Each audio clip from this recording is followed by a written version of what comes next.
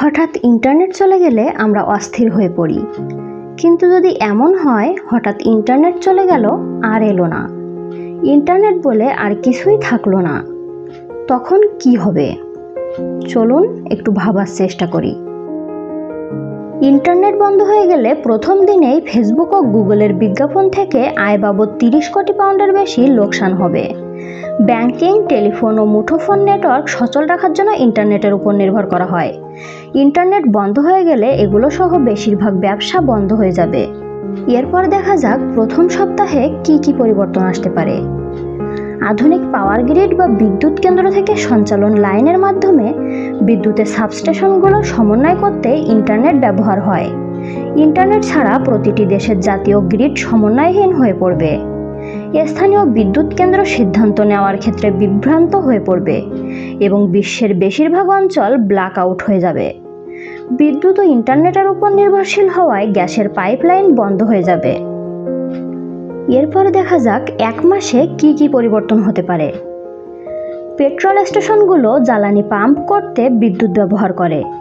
ট্যাঙ্কে জমা রাখা জ্বালানি নিস্তর পর্যবেক্ষণ করতে, তেল বেচাকেনার লেনদেন করতে ও নতুন সরবরাহের আদেশ দেওয়ার ক্ষেত্রে ইন্টারনেট সংযোগ প্রয়োজন হয়। এই জ্বালানি ছাড়া বাজার ও দোকান পর্যন্ত খাবার সরবরাহ করা সম্ভব হবে না। ফলে খাবারের অভাব দেখা দেবে এবং বড় বড় গোডাউন যেখানে খাবার জমা করা হয় তার চারপাশে দাঙ্গা ছড়িয়ে পড়বে।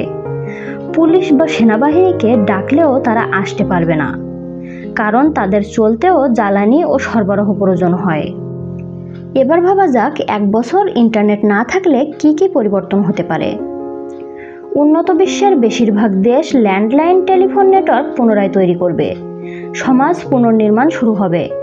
উন্নত বিশ্বে বাইরের সব জায়গা প্রাচীন কৃষিভিত্তিক অর্থনীতিতে ফিরে যাবে। অনুমান করা হয় খাবারের অভাব, ঠান্ডা ও অস্থিরতায় বিশ্বব্যাপী মারা যাবে প্রায় 1 বিলিয়ন মানুষ। মানে পৃথিবীর 8 বিলিয়ন মানুষের 8 ভাগের 1 ভাগ মানুষ মারা যাবে। বিশ্ব অর্থনীতি 1930-এর দশকে যেমন ছিল সে সময়ে ফিরে যাবে।